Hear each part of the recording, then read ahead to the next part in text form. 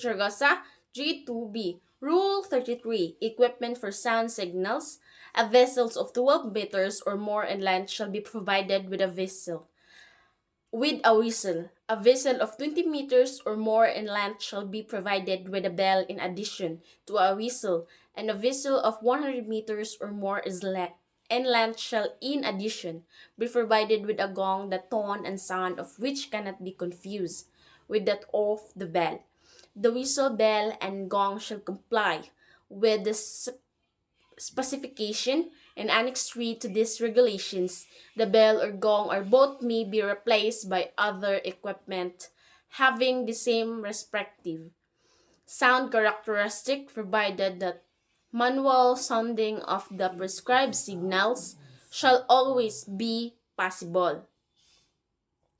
A vessel of less than 12 meters in length shall not be obligated to carry the sound signaling appliances prescribed in paragraph A of this rule, but if she does not, she shall be provided with some other means of making an efficient sound signal. Rule 34, maneuvering and warning signals. When vessels are in sight of one another, a power-driven vessel's other way when maneuvering as authorized or required by this rule shall indicate that maneuver by the following signals on her vessel. One short blast to mean I am altering my course to starboard. Two short blasts to mean I am altering my course to port. Three short blasts to mean I am operating astern propulsions. Any vessel may supplement the whistle signals prescribed in paragraph A of this rule by light signals repeated as appropriate whilst the maneuver is being carried out.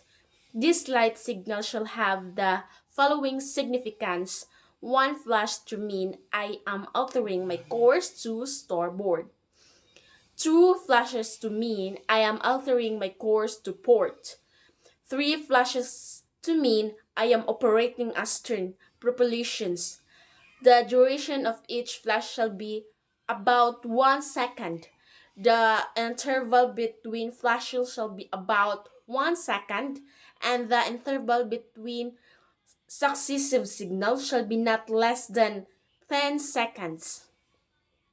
The light used for the signal shall, if fitted, be an all-round white light visible at a minimal range of 5 miles and shall comply with the provisions of Annex 1 to this regulation, with insight of one another in a narrow channel or fairway. A vessel intending to overtake another shall, in compliance with Rule 9 EI, indicate her intention by the following signals on her whistle.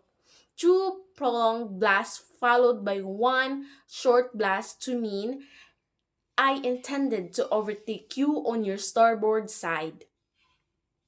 Two prolonged blasts followed by two short blasts to mean I intended to overtake you on your port side. The vessels about to be overtaking with acting in accordance with Rule 9 AI shall indicate her agreements by the following signals on her whistle. One prolonged, one short, one prolonged, and one short blast in that order. When vessels in sight of one another are approaching each other and from any cause either vessels fails to understand the intention of actions of the other, or is it doubt whether sufficient in action is being taken by the other to avoid collision, the vessel is doubt shall immediately indicate shuts down by giving at least 5 short and rapid blasts on the whistle. Such signals may be supplemented by a light signals of at least 5 short and rapid flashes. A vessel nearing a bend or an area of a channel or fairway where other vessels may be obscured by an intervening obstruction, shall sound one prolonged blast, such signal shall be answered with a prolonged blast by any approaching vessel that may be with hearing around the bend or behind intervening obstructions.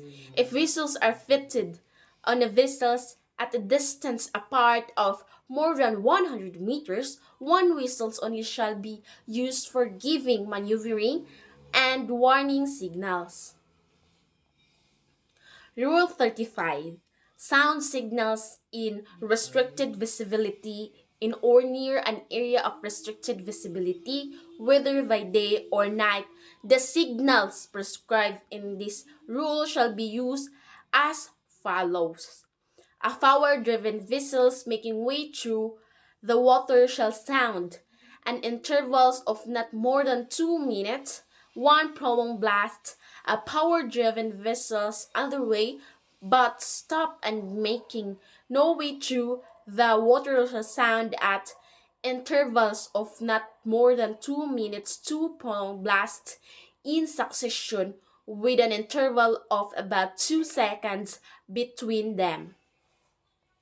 A vessel's not under command, a vessel's restricted in her ability to maneuver, a vessel's constrained by her draught, sailing vessels, a vessels engaged in fishing, and a vessels engaged in towing or pushing another vessels, shall instead of signals prescribed in paragraph A or B of this rule sound at intervals of not more than 2 minutes.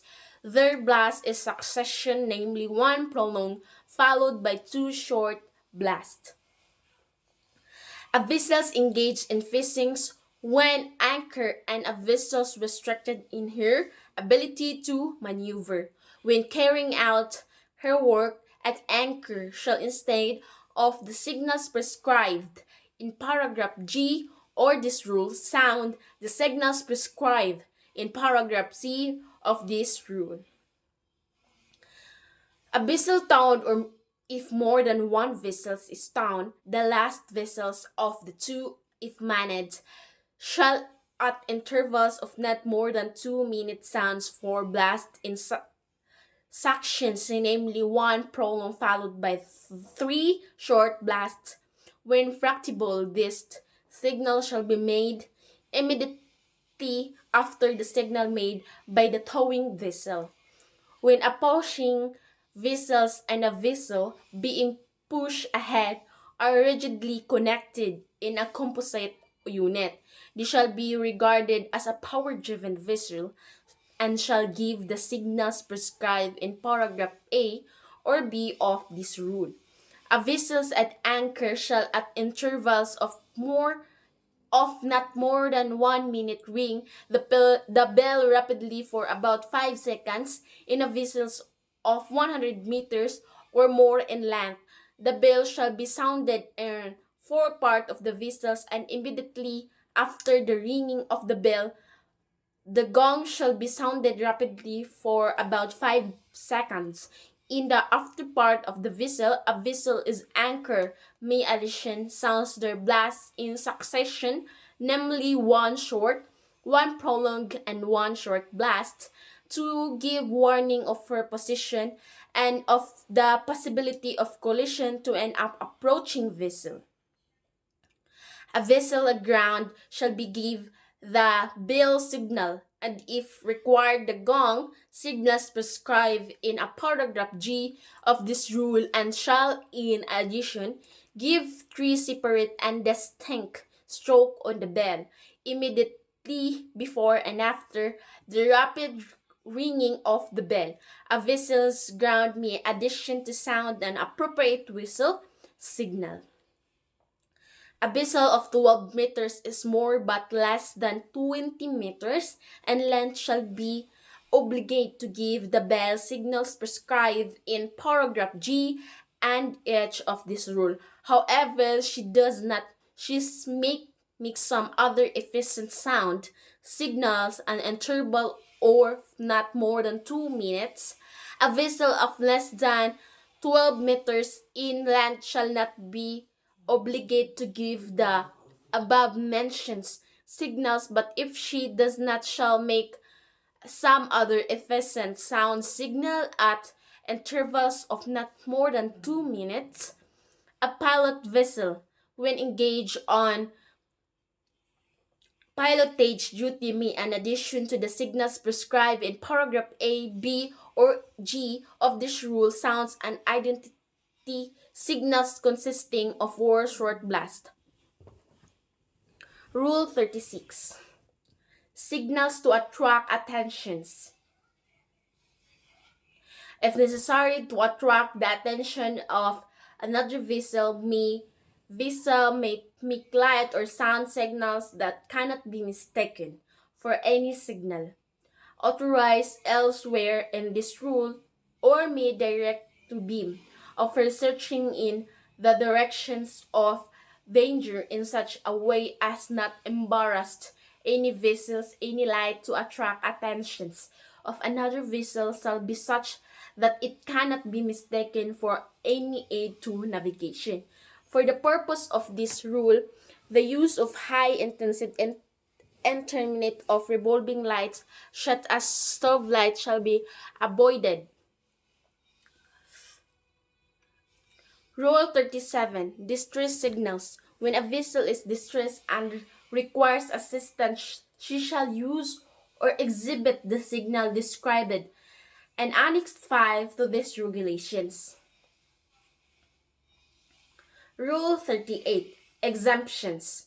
Any vessels or class of vessels, provided that she complies with the requirements of the international regulations for preventing collisions at sea 1960A, the keel of which is lead of which is at a corresponding stage of constructions before the entry into force of these regulations, may be exempted from compliance.